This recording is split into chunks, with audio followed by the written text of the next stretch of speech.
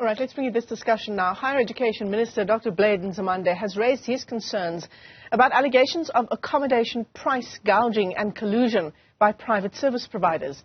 Now, students from various institutions, including UJ, TUT and UKZN, have complained about high prices for accommodation. In some cases, students are reportedly paying more than 4,000 Rand a month. For more on the story, we're joined this morning by SASCO President Vezinhlanhla Simelane. Great to have you with us on the program. Thanks very much for coming on. It's incredibly concerning, this allegation around collusion when it comes to the price of accommodation. In fact, in some cases, it's almost double that monthly cap of 4,500 Rand. Good morning to you and good morning to our viewers at home. It's quite disturbing that you'll find a situation where landlords, owners of buildings, are increasing prices for our students. They are taking advantage in terms of the money that we receive from government in a form of NSFAS. So as an organization, we are quite concerned about that, and we do believe that there must be a thorough investigation in terms of what is the reason why they are doing this. SASCO, we have always raised, we are happy that they've taken those people to competition commission so that there can be a standardized pricing for accommodation in this country. Of course, we know that some places are different. Some places it differs in terms of geo in terms of where places are located and all of those things. But when it comes to student accommodation, I think there must be a standardization in terms of prices. And we are quite very much happy that NSFAS has taken that decision so that at least at the end, the money from government is not used. Because remember, this money is no longer a bursar. I mean, it's no longer a loan, it's a bursar now. It's in a form of free education. So we don't want a situation where a lot of money will be taken into accommodation for people who want to do wrong things. And I can tell you another thing that we as an organization have always fought for. And I think it's high time now that we revisit that decision, that engagement.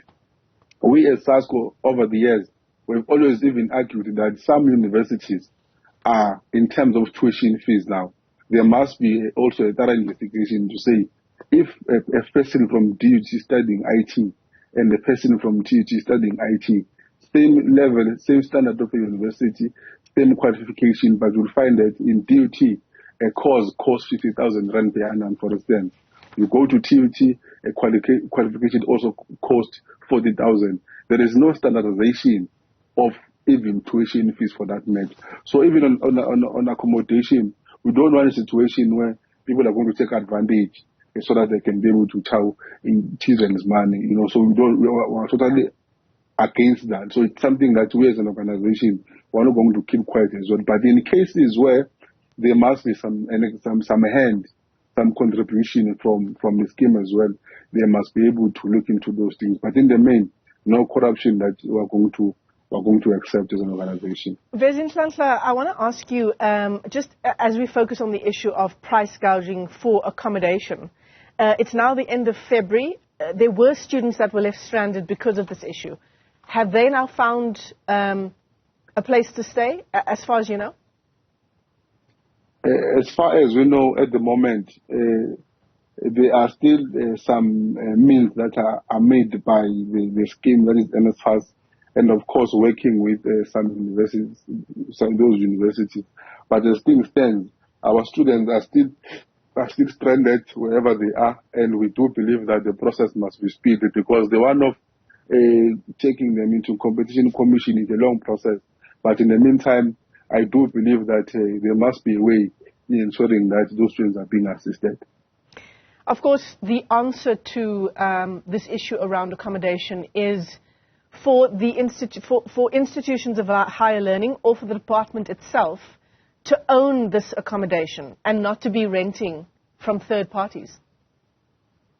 Yes, that is also what is important, that at some point, even universities themselves, they must be able to own their own accommodation so that we are able to deal with this thing of pricing. And also, I know that NSFAS is engaged in terms of ensuring that they take over the process of accommodation across the country. And if that process can be fast-tracked as well, I think it should be able to deal directly with the question of price hiking. And because at the same time, you'll find that a situation that there are some universities who have their own accommodation, but in terms of standard, they are not right. So we don't want to encourage universities to own buildings that are not proper for our students to be accommodated. We want universities to are encouraging them to have their own accommodation that are proper, that are student-friendly, so that our students can be able to excel in their academic life. Absolutely. I mean, this is in the headlines this morning for 2023, but it's absolutely not a new issue. This issue of price gouging and collusion in the sector has been going on for some time. We are quite right. It's not a new issue that we are dealing with. It's just that over the years, we have not been paying attention to this matter.